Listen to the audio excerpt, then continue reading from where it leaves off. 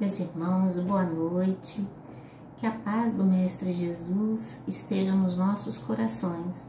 Nós vamos dar hoje, então, continuidade aos nossos estudos. Para quem acompanha esse estudo comigo, chegamos, então, no último capítulo que eu havia falado para vocês, né? É o capítulo 11, o título dele, eu estou com o livrinho aqui perto de mim. O título dele é Gratidão como Caminho para a Individuação. Depois tem 3 subtítulos, né, nesse capítulo: Experiências Visionárias, Encontro com o Self e Conquista da Individuação e da Gratidão. Vale lembrar que todo o capítulo da Joana tem uma introdução e depois os subtítulos. Hoje, nesse vídeo aqui, nós vamos falar dessa parte da introdução. Para quem está vendo pela primeira vez, meus irmãos, e não sabe do que se trata, eu me chamo Cátia Delgado e toda quinta-feira às 19h30 nós estamos lá na Fraternal, que se situa na rua Arthur Luiz Corrêa 55 Voldar, aqui em Volta Redonda, para estudar doutrina espírita. E nós nos apoiamos, em particular nessa reunião, nas obras da nossa irmã Joana de Ângeles. Eu sempre oriento aos irmãos que eu não faço a leitura da lição lá, não faço, a gente apenas faz comentários, e eu conto muito com a ajuda da espiritualidade a nos amparar nesses comentários, nas reflexões que são importantes para todos nós.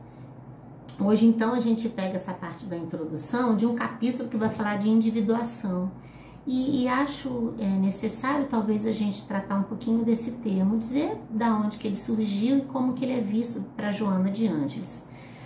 O termo individuação nasce com Jung, e Jung traz então esse termo quando ele diz que o ser humano, nas relações com a vida, com a sociedade e consigo mesmo, existe um ponto de exigência numa busca individual e autônoma, que é importante quando ele coloca de ser autônomo nessa busca, que seria o encontro do si mesmo.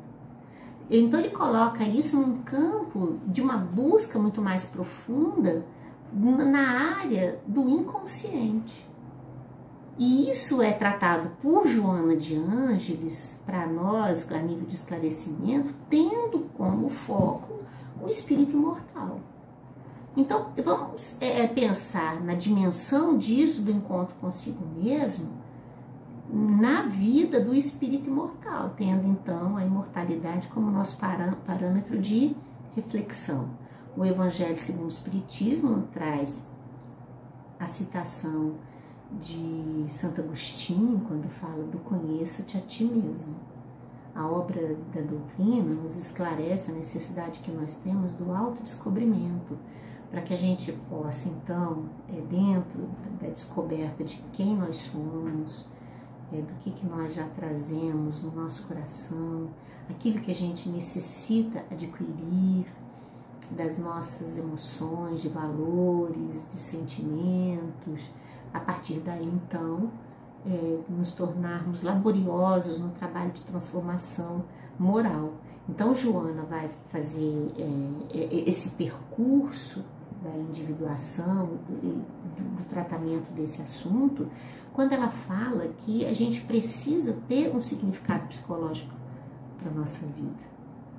E ela diz, então, que a gente vive hoje uma vida sem esse significado. Sem essa significação da vida, nós não atingiremos a individuação, que seria, então, representada por essa plenitude das nossas emoções, dos nossos sentimentos e, consequentemente, do nosso fazer. A vida vai, então, cobrar de nós essa busca dos melhores resultados que nós podemos gerar no processo de transformação moral. Joana diz, então, que nós estamos numa fase de evolução onde a predominância do ego ela é muito forte em nós.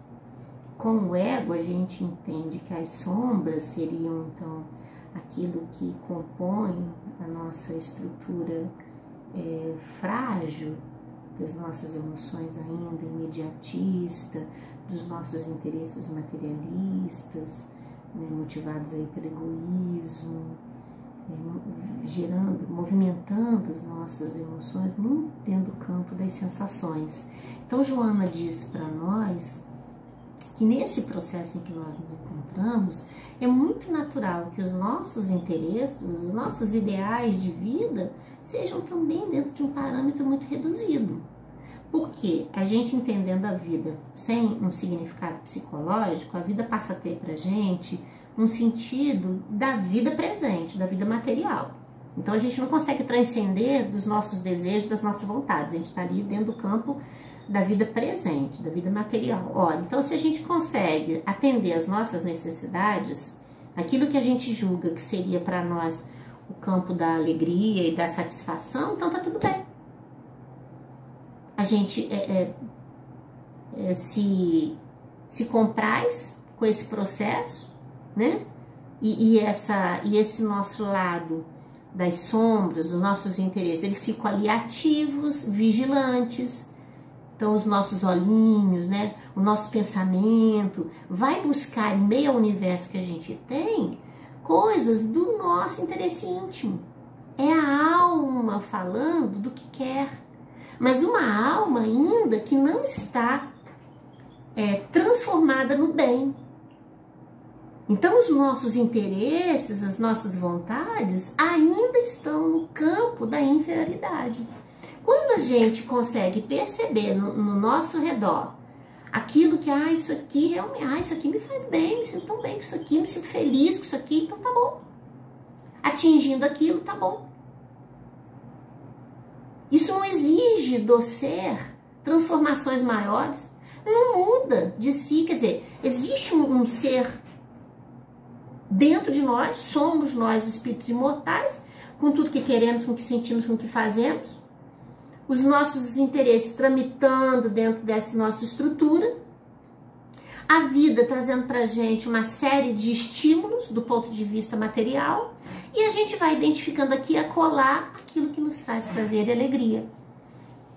Nos movimentamos em direção a isso, atingimos esse querer, pronto, acabou. Olha como que isso é delicado pra gente nesse processo, porque quando a gente está nesse estado e a gente se encaixa, então não tem o que nos preocupar. Quando Santo Agostinho fala a necessidade da gente se conhecer, trazendo pra gente novamente essa temática e nos orienta sobre as análises diárias do nosso comportamento, ele está querendo dizer pra gente assim, olha, mas a vida tem um percurso diário, mas ao final do dia, no silêncio do final desse dia, vasculhe dentro de si outros interesses. Abre a porta do seu coração para outros interesses. Para que a gente possa sair desse estado que nós estamos. Porque a gente acaba, sabe, meus irmãos, ficando numa posição meio que letárgica. Parados. Diante de um conformismo com a vida. O que a gente às vezes não se dá conta, meus irmãos, é que existe um processo inevitável, tanto do ponto de vista físico, quanto do ponto de vista moral. Do ponto de vista físico, a gente vai ter uma degeneração do corpo, que a velhice vai chegar, não é? Então aquilo que a gente, aquele ritmo que a vida jovial dos interesses sensoriais, né, que a gente imprimia na nossa vida, nós não vamos conseguir manter. O corpo não vai permitir. A gente vai até querer fazer, mas o corpo vai limitar, porque a idade está chegando. Então a idade física mesmo está chegando. E o corpo, que é matéria, ele tende a ir se fragilizando cada vez mais no processo mesmo, né, de fim. Então é natural que isso aconteça. Quando isso acontece, esse nosso contato com essas experiências oriundas, então, dessa maturidade da vida que vai surgir, né, do passar do tempo, vai fazer com que nós sintamos a necessidade de buscar algo mais. Então a gente começa a concluir que tudo aquilo pelo qual a gente se desgastou tanto, no interesse do ego, já não tem tanto valor assim.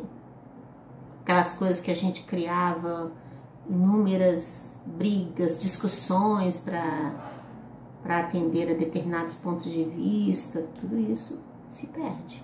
Não tem como se manter dentro dessa estrutura. Não tem. Então a gente vai buscando outros caminhos. Com isso, o que surge, que força muito e faz a gente se desestabilizar, e a desestabilização nessa hora ela é muito saudável, é o sofrimento. Porque diante de uma nova etapa da vida, a gente não consegue manter o mesmo ritmo de outrora, aquilo que a gente estava acostumado a alimentar, o nosso ego, a gente não consegue mais alimentar, aí vem o sofrimento. Que vai se manifestar em queixas, que vai se manifestar em revolta, em insatisfação com a própria vida. Olha que isso segue um percurso, meus irmãos, que é natural. É natural de vida. A grande maioria dos seres procuram a Deus quando estão em sofrimento. Enquanto tudo estiver bom, a vida continua seguindo bem e a gente não se movimenta para coisas melhores, né? Para essa proximidade nossa com o Pai Celestial. E outra coisa que é inevitável é a lei do progresso. Por quê? Por amor, a gente vai sendo impulsionado para uma transformação que é inevitável. Então, a espiritualidade que está sempre nos amparando vai nos auxiliando, nos ajudando nesse momento, no cumprimento da lei divina de progresso, porque todos nós estamos num processo de transformação que a gente não pode evitar. Isso vai acontecer, é da lei, é divino. Então a gente vai caminhar. Para aqueles espíritos que são mais negligentes, os mais irresponsáveis, né? Aqueles que ainda não despertaram para essas coisas que são importantes da vida, aí a espiritualidade vai auxiliando nessas horas de dor, porque essa dor vem para despertá-los para aquilo que realmente é verdadeiro na vida de cada um. É a busca de si próprio. Nós não podemos passar uma existência inteira, meus irmãos, apenas na satisfação dos nossos interesses mais frívolos. Há necessidade da gente fazer esse encontro com Deus dentro de nós, no amor que está dentro do coração de cada um de nós. Então isso é importante. Joana vai aproveitar desse capítulo para contar pra gente uma história, e eu acho que essa história vai fazer a gente entender como que o Pai Celestial nos ampara e nos permite o aprendizado, mesmo a nível daqueles que já atingiram um certo patamar de evolução, quanto aqueles que estão totalmente desligados ainda. Então, Joana conta que tinha um pai, e esse pai era um pai muito dedicado, muito trabalhador, cumpridor do seu dever, tinha em si esse caráter, essas características, mas o filho não. O filho era muito irresponsável, muito irreverente, vivia de gastar todos os haveres que o pai tinha conquistado com trabalho e luta. E esse pai sempre advertia ao filho a necessidade dele se permitir envolver nas coisas da família, no trabalho que ele realizava, porque um dia ele iria herdar aquilo tudo. E ele, pai, com toda a experiência que ele tinha e conhecendo o filho também que ele tinha, ele sabia que esse menino, tão logo tivesse distante do olhar do pai, ele iria botar isso tudo fora. Então o pai chama esse filho e adverte constantemente a esse filho de que a vida tem que ter outros parâmetros, que ele precisava tomar ciência das coisas da vida dele como um homem de responsabilidade, como um homem que tem compromissos a desempenhar. Ele dizia para o filho verificar as amizades que ele tinha, porque na maioria elas eram frutos de um interesse material, para poder se aproveitar daquilo que o dinheiro dele proporcionava aos amigos. Mas o menino, né, o homem, ele não dava atenção ao pai. E achava que não, que o senhor estava mais uma vez numa retórica normal, de que todo mundo fala, e o que ele queria mesmo era aproveitar da vida. Então o pai um dia chama o filho, ele manda primeiro construir um celeiro na área da casa deles. Nesse celeiro ele manda adaptar uma forca. E nessa forca ele escreve a seguinte frase, vou ler aqui para vocês para eu não errar. Ele escreve assim, ó: eu jamais ouvi os conselhos do meu pai. Então ele faz a forca e põe essa frase lá. Um dia ele chama o filho, leva o filho lá no celeiro e fala com o filho assim: olha, seguindo a ordem natural das coisas, eu devo morrer antes de você.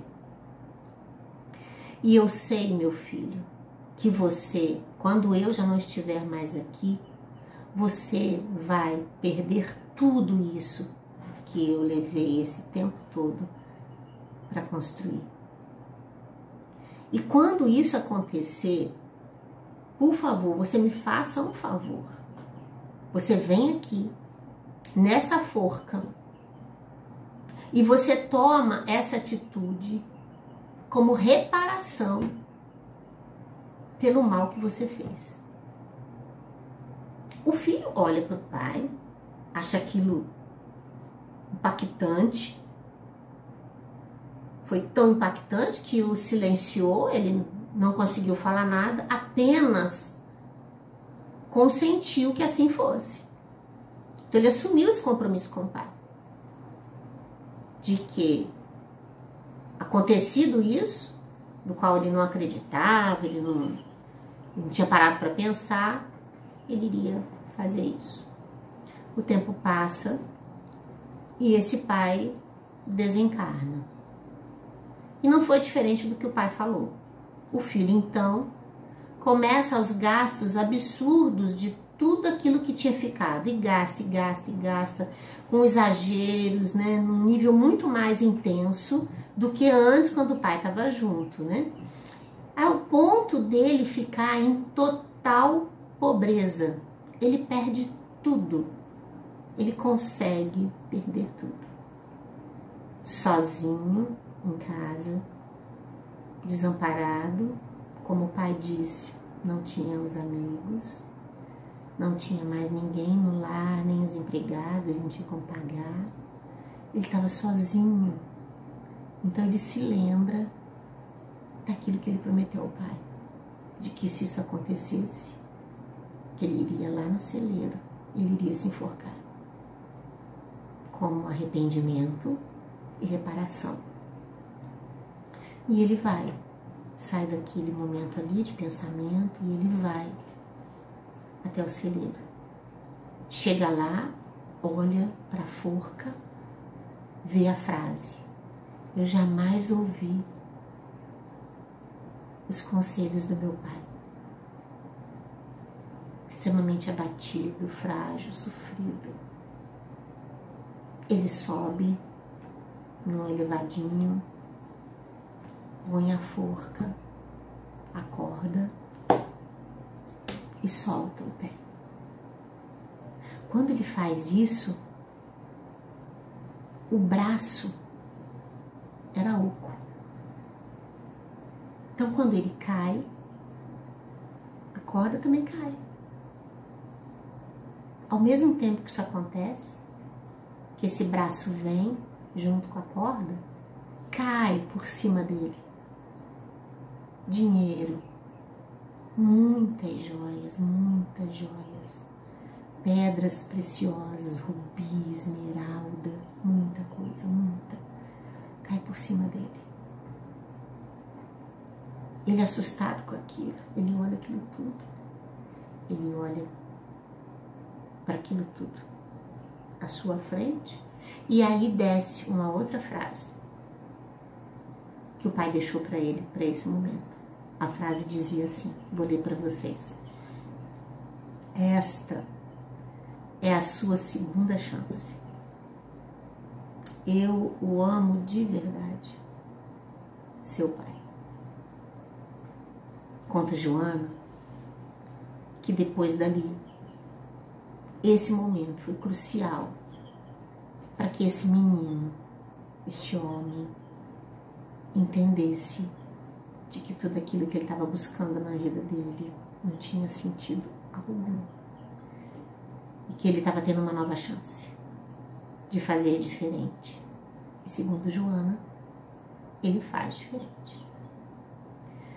Olha a história que Joana traz na lição de hoje, quando ela fala de individuação, quando ela fala de lei de progresso, que nos impulsiona, quando ela fala dessa nossa fragilidade de não entendermos ainda o verdadeiro significado da vida, porque o ego ainda fala muito dentro de nós. Olha o que ela traz, olha a história que a Joana traz. Essa história, ela é rica de reflexão pra gente nessa lição de hoje. Porque, meus irmãos, esse menino da história, o filho da história, somos nós. Porque nós temos uma herança divina. Deus, que é nosso Pai, nos dá essa herança. Nós temos em mãos condições de fazer da nossa vida um verdadeiro exercício do bem e do amor. Mas isso que está como centelha divina guardada no nosso íntimo fica obscuro pelos nossos interesses, ainda egoístas. Então o amor não surge pra gente. Ele vai surgir em nuances, porque nesse processo de evolução, essa relação do ego e o self faz com que tramite dentro da gente essas coisas que são boas, nuances de ações do bem, de pensamentos elevados, de desejos mais profundos, mas eles não criam sustentação. Então eles se perdem, porque os interesses do ego são muito maiores. Então esse menino, diante da história aqui do celeiro, ele ouve a palavra do pai, ele acha aquilo estranho, mas ele não consegue falar, porque na cabeça dele ele só quer gastar, ele só quer aproveitar. Então ele não consegue nem parar para entender que de fato o pai dele estava propondo para ele, que o pai dele estava propondo para ele se matar. Mas nem nisso ele acordou. Olha como é que ele estava, num estado letárgico, que ele nem questiona.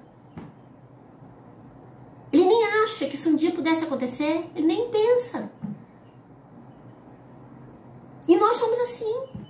Porque a vida ela vem trazendo pra gente as dificuldades que a gente tem que viver, meus irmãos. Mas isso só vai acontecer depois que nós estamos cansados de gozar a vida do jeito que a gente quer. Então a dor precisa vir nos visitar. E ela não vem por castigo do Pai Celestial, não. Ela vem como consequência dos nossos atos. Porque o plantio é livre, mas a colheita é obrigatória. Isso é da lei de ação e de reação. Não tem como a gente fugir. Mais que a gente não tem, mais que a gente queira, não tem como fugir, meus irmãos. Então a luta é grande. Da espiritualidade, dos mensageiros de Deus, de nos fazer despertar. É como o coração aflito desse pai que nos cansou de aconselhar, esperando uma atitude melhor do filho. E não teve. tomou aquela atitude. Mas vamos continuar pensando na lição. O espírito do filho, então, né, o personagem, filho, desatento que era, continuou sem se dar conta, até que acontece justamente o que o pai falou. Fragilizado, ele vai à busca do conselho do pai e é surpreendido com uma nova chance.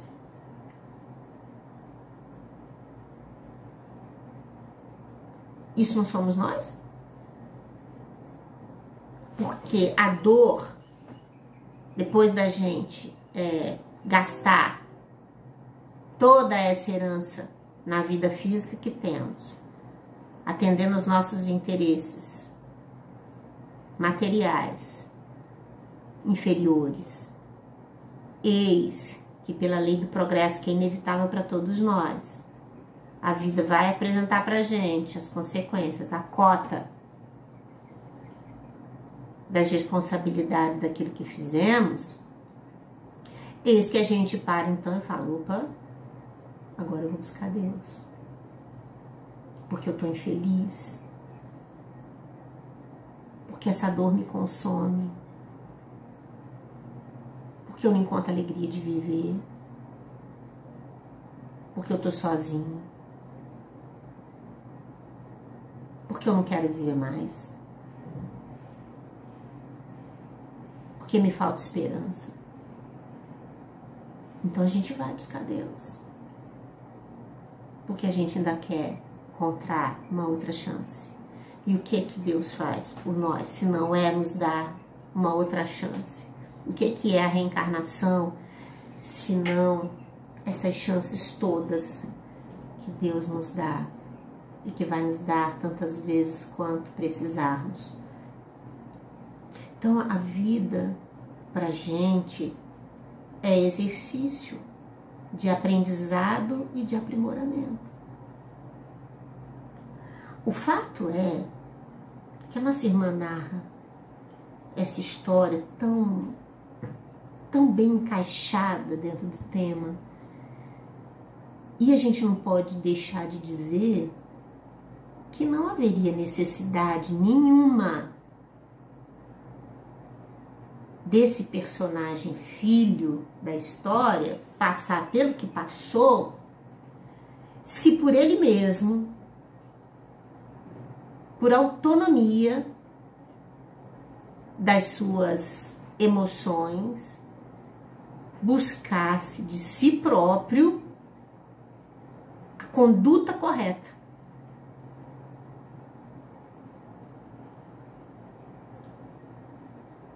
Então nenhum de nós também precisa passar na vida as dores que a gente passa. Nenhum de nós precisa viver o sofrimento que a gente vive, nem se sentir nesse estado de vazio existencial que a gente tem. Basta que a gente busque a Deus no exercício do bem e do amor, tentando transformar nossos sentimentos ainda ditos pelo ego nessa aproximação com o self, que nos deixa perto de Deus, que nos permite a alegria de viver, a entender a vida com um olhar de simplicidade, de amor, de esperança, a ser feliz, a ser pelo menos grato a Deus. Joana vai trazer para a gente então que esse processo de individuação, a qual ela vai tratar no restante do capítulo, ele nasce na prática da gratidão.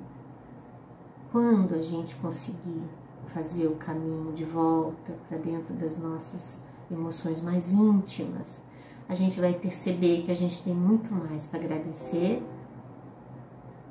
do que para se queixar. E a gente vai entender que a gratidão exige da gente a prática. Ser grato é servir com Jesus. Essa lição, ela é belíssima, ela é linda demais. Que nós possamos revisitar esse conteúdo, lendo lá a lição da nossa irmã Joana, do livro Psicologia da Gratidão, capítulo 11. E que Deus possa nos abençoar. Tem algumas pessoas que me pediram para cantar Quanta Luz. Ainda não dá.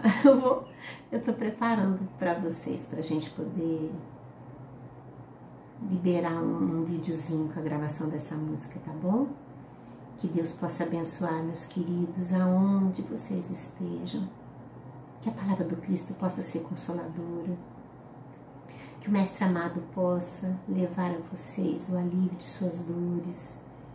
Que vocês possam encontrar alegria nas pequeninas coisas que acontecem. E que nesse momento de tantas exigências nossas, íntimas, né, de vida, diante do quadro que se instalou, que jamais percamos a alegria. Não vamos reclamar, vamos agradecer. Tudo tem um propósito e Deus sabe de todas as coisas.